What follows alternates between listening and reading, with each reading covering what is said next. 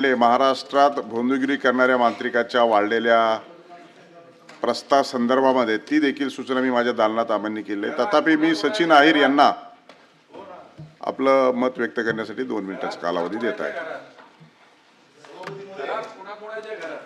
आज महाराष्ट्रात संपूर्ण देशात शहीद दिन आज ओळखला जातो। भगतसिंग, राजगुरू, सुखदेव यांना आज आपण वंदन करतो। का तर त्यांनी या देशासाठी बलिदान दिलं।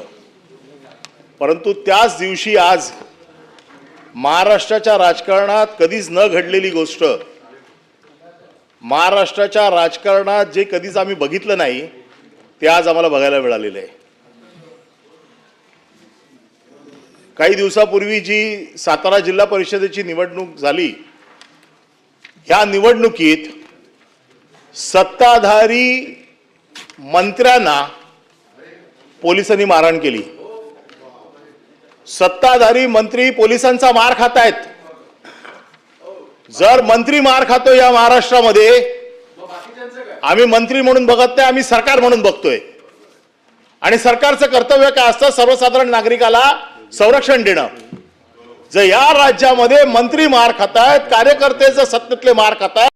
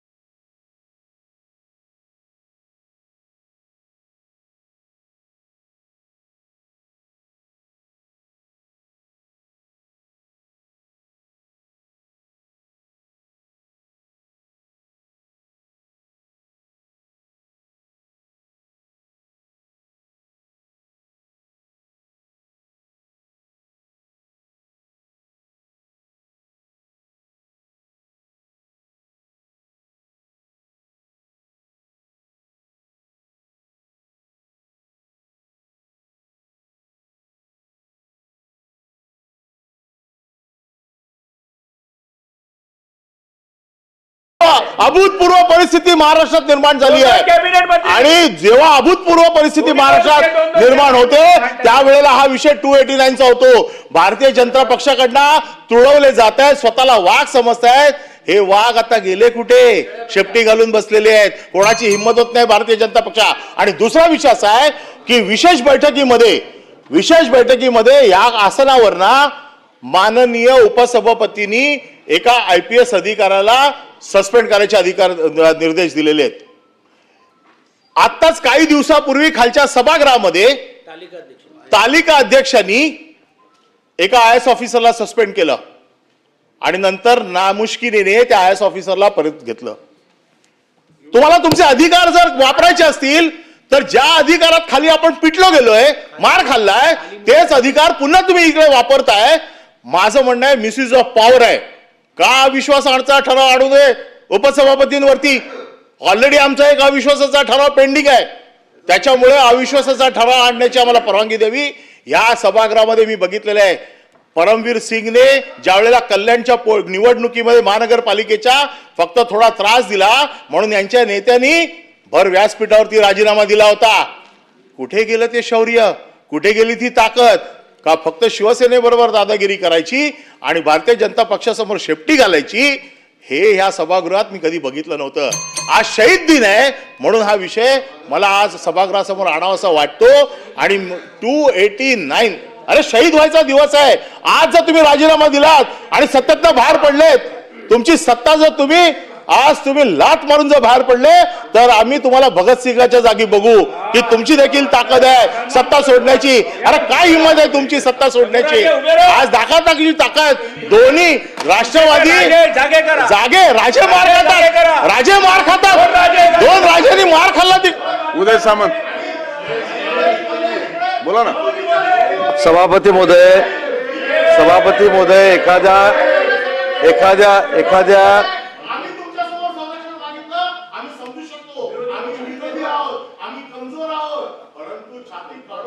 उदय सामंत बोलायचं नाही का आपल्याला. बोलतो ना त्यांचं रेकॉर्डवर नाही. आता तुम्हाला बोलायला मी रेकॉर्डवर नाही. ठीक आहे. सभापती महोदय एखाद्या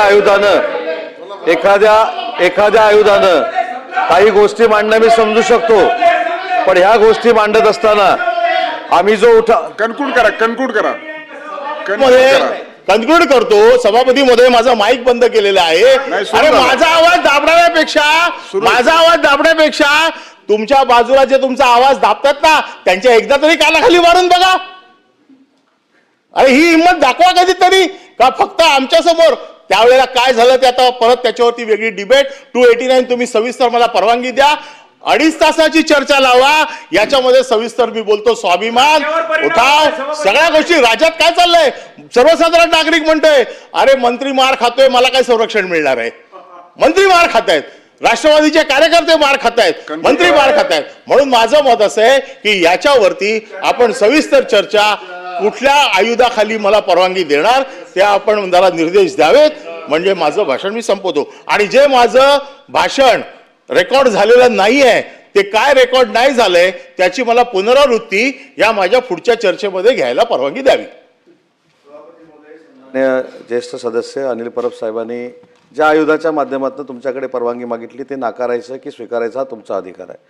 पण त्यांनी असा उल्लेख केला की उठाव केल्यानंतर आम्ही जे आता काही शंभूराज देसाई साहेबांच्या संदर्भामध्ये झालं त्याच्यामध्ये शेपटी घातलेली असं त्यांनी उल्लेख केला.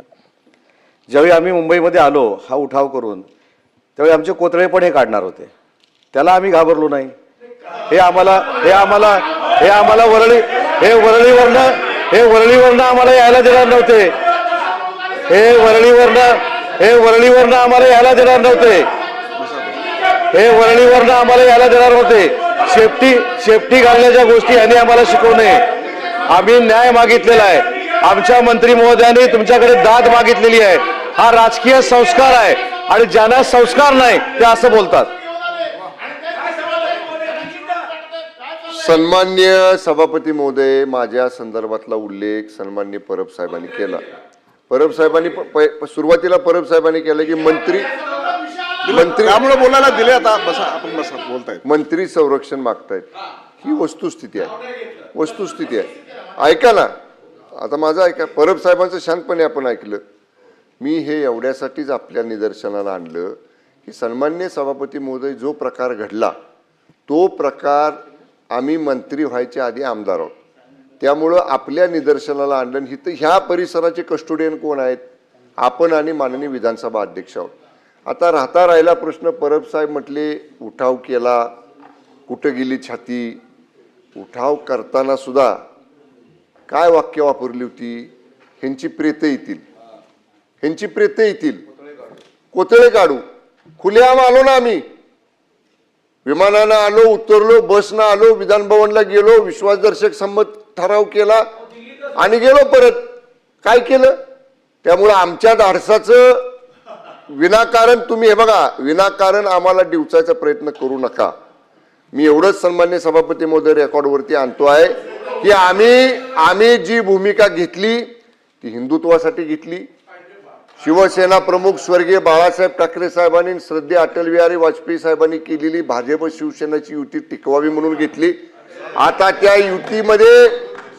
युतीमध्ये काही कटू अनुभव कालच्यासारखे आम्हाला आले, हा भाग सोडा. त्याची योग्य व्यासपीठावरती आम्ही दखल मागू. योग्य व्यासपीठावरती ते दुरुस्त सुद्धा होतील. पण असं बोलण्यामुळं अशा पद्धतीनं कुठेही तुम्ही आम्हाला डिवचायचा प्रयत्न करू नका. माझं एवढंच म्हणणं आहे, फॅक्च्युअल कंडिशन वस्तुस्थिती आपल्या निदर्शनाला आणली, याचा अर्थ आम्ही हतबल आहोत असं बिलकुल समजायचं कारण नाही.